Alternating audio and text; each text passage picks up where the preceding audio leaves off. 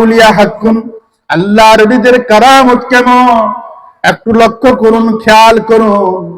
অনেকে বলবেন আল্লাহর ওলিদের কোনো কারামত নাই, কোনো পাওয়ার নাই। না না না, আল্লাহর ওলিদের পাওয়ার দেখেন কেমন। আমরা যেই জমিনের মধ্যে বসে আছি, আকরামুল হক মুর্শিদাবাদী হুজুরের বদৌলতে এই জমিন পেয়েছি। বাংলার আনাচে কানাচে, ভারতবর্ষের আনাচে কানাচে উনি দ্বীন ইসলাম প্রচার করছেন। সত্য না মিথ্যা? আরো জোরে কোন, সত্য না মিথ্যা? হাজার হাজার মানুষ তার হাত ধরে মুসলমান হয়েছেন। সত্য না মিথ্যা? যদি বলেন হুজুর কেমন করে, আকরামুল হক মুর্শিদাবাদী হলদিবাদী হুজুর সফর সঙ্গীদেরকে সঙ্গে নিয়ে যখন দ্বীন ইসলাম প্রচারের কাজে দিক থেকে দিগন্তে, গলিতে গলিতে যখন মানুষের দ্বারে দ্বারে ঘোরা শুরু করেছে, তখন ঘুরতে ঘুরতে ঘুরতে ঘুরতে পেট যেহেতু আছে, খাইতে হবে না নাই? জোরে কর। এক জায়গায় ক্ষুধা লাগছে, হুজুর বলছে এখানে তাঁবু টানো, একটু রান্না বান্নার ব্যবস্থা করো, এখানে খাবো। এখানে কি মুরিদান যারা হুজুরের সফর সঙ্গী আছে, এরা সুন্দর করে একটা তাঁবুর ব্যবস্থা করছে। হুজুর ওই তাঁবুর ভিতরে বসে আছে, তাঁবুর ভিতরে। আর মুরিদান রান্না বান্না করছে। রান্না বান্না করার পরে এখন এক মুরিদান কয়, ভাতও রান্না হয়েছে, তরকারিও রান্না হয়েছে, এখন খাবো কিসে করে? খাবো, খাওয়ার জন্য প্লেট দরকার আছে না নাই? একজন মুরিদ, চালাক মুরিদ কয় ভাত খাবো, ওই যে কলা গাছ দেখা যায়, ওই কলা গাছের পাতা কাটি নিয়ে আসে, ওখান থেকে ওই কলা গাছের পাতা দিয়ে ভাত খাবো। আরেক মুরিদ কয় তো চালাক মুরিদ দে, এর চোখে কলা গাছ ধরা পড়ছে, যাও দৌড় মারো। গিয়ে দেখে ওই কলা গাছ এক ঠাকুর ঘরের সামনে। কিসের সামনে? কারণ ঠাকুর ঘরের সামনে যদি কলা গাছ হয় তাহলে মহা মুসিবত না? আর এই ঠাকুর ঘরের সামনের কলা গাছের পাতা নেওয়াও তো খুব দুষ্কর ব্যাপার। যাক, এই মুরিদ যেভাবে হোক ঠাকুর গাছের কলা, সুন্দর করে কলা পাতা নিয়ে আসে, সুন্দর করে পিস পিস করে থালা বানাইয়া এটার মধ্যে সবাই মিলে খাইছে। সবাই মিলে কি করছে? খাওয়া দাওয়া যখন শেষ, আপনারা আশ্চর্য হয়ে যাবেন, বলবেন হুজুর হয়তো মনে হয় গল্প করে, কিন্তু না না, যার নামে এই মাদ্রাসা, আকরামুল হক মুর্শিদাবাদী হুজুর কত বড় আল্লাহর ওলি ছিলেন। ভাইরা আমার, বন্ধুরা আমার, একটু খেয়াল করুন, লক্ষ্য করুন। মানুষ দাঁত থাকতে দাঁতের মূল্য দিতে জানে না, মা বাবা থাকতে মা বাবার মূল্য দিতে জানে কি? যখন দাঁত থাকে না, সেটা বুঝে রে, কত সুন্দর করে না আমি হাড্ডিগুলি খাইতাম, এখন আজকে দাঁত নাই, গোস্ত খাওয়া যায়, তরকারি খায় কোনো স্বাদ নাই, ভাত খায় কোনো স্বাদ। মা বাবা যখন আছে, মা বাবার মূল্য বুঝে না। মা বাবা যখন হারিয়ে যায়, তখন বলে হ্যাঁ হ্যাঁ হ্যাঁ, মা বাবা হারিয়ে ফেলেছি, সামনে থেকে মাথার উপর থেকে বট গাছটা হারিয়ে গেছে, এরকম মনে হয় না? নাই? এখন মা বাবা যাদের নাই, সব চাপ আপনার আমার উপর না। আর যখন মা বাবা আছে, কোনো টেনশন নাই, কথা যেখানে রাইট ওখানে কাজ, যেখানে রাইট।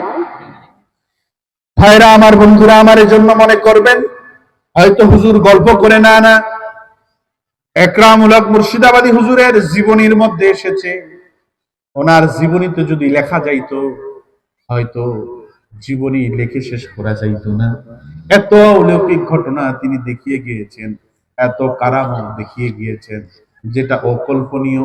এজন্য তিনি জীবিত থাকতে বলেছেন, আমার কারামত গুলি তোমরা লিপিবদ্ধ করবা না, কেননা আমার কারামত গুলি যদি তোমরা লিপিবদ্ধ করো, আজকে থেকে 100-200 বছর পরে মানুষ এটাকে গল্প মনে করবে। কি মনে করবে? শুধু গল্পই মারে, এটা শুধু গপ্পই মারে। গল্পের কি মাথা কাল্লা আছে নাকি? গল্পের কোনো মাথা কাল্লা আছে? কিছুই নেই। এই জন্য আকরামুল হক মুর্শিদাবাদী হুজুর বলছেন, এটা শুধু মনে করবে মানুষ শুধু গল্প, মানুষের হাস্যকর হয়ে যাবে।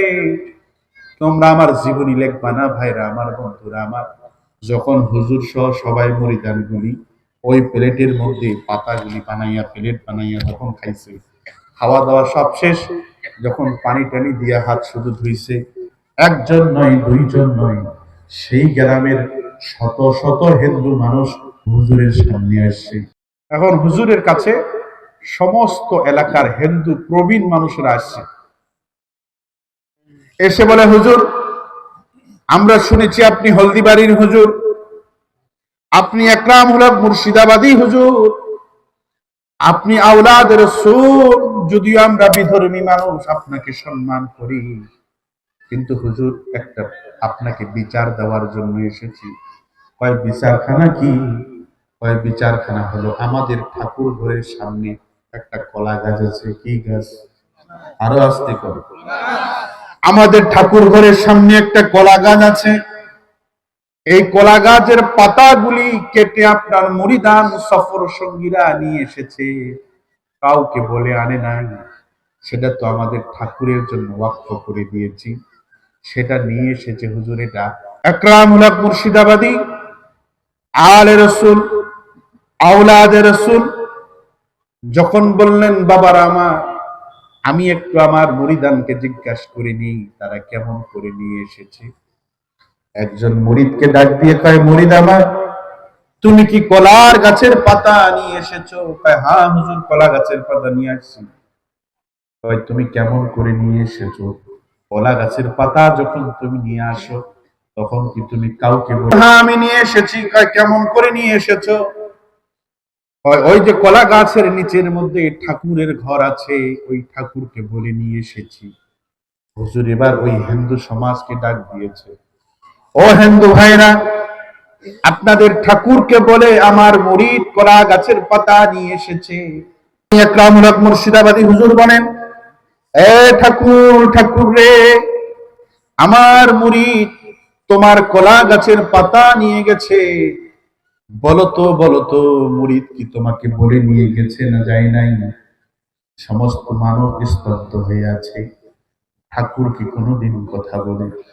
ভাইরা আমার, বন্ধুরা আমার, বলবেন কালকে দোকানের মধ্যে বসে গল্প করবেন, বদা মডেল মসজিদের হুজুর আসে আজগুবি কিছু গল্প করে গেছে। আপনার হয়তো মনে হতে পারে আজগুবি গল্প, কিন্তু আমার কাছে এটাকে আজগুবি গল্প মনে হয় না। কেননা আমি নির্দ্বিধায় অকপটে স্বীকার করি, আল্লাহ পাক রব্বুল আলামিনের ওলিদের কিছু কারামত জমিনের মধ্যে আছে। আছে না? আরো জোরে বলেন। আমার স্বচক্ষে অনেক অলৌকিক ঘটনা দেখেছি, স্বচক্ষে। এজন্য আমি এটাকে অবিশ্বাস করতে পারি। যখন ওলিদের ভালোবাসা অন্তরের মধ্যে থাকবে তখন এটাকে অবিশ্বাস করা সম্ভব হবে না।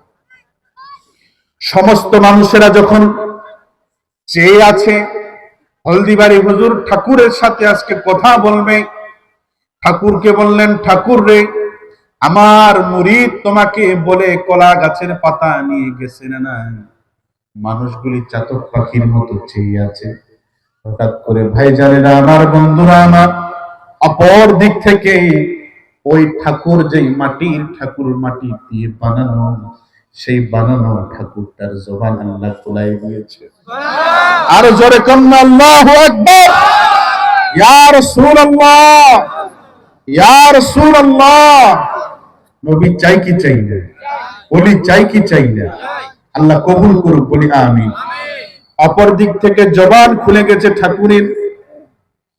ঠাকুর এবার বললেন, এ হিন্দু সমাজ শুনে রাখো, আল্লাহর ওলি আকরামুল হক মুর্শিদাবাদী হুজুরের যেই মুরিদান, যেই মুরিদটা আমার কলা গাছের পাতা নিয়ে গেছে, ওটা আমার বলি নিয়ে গেছে। কি নিয়ে গেছে?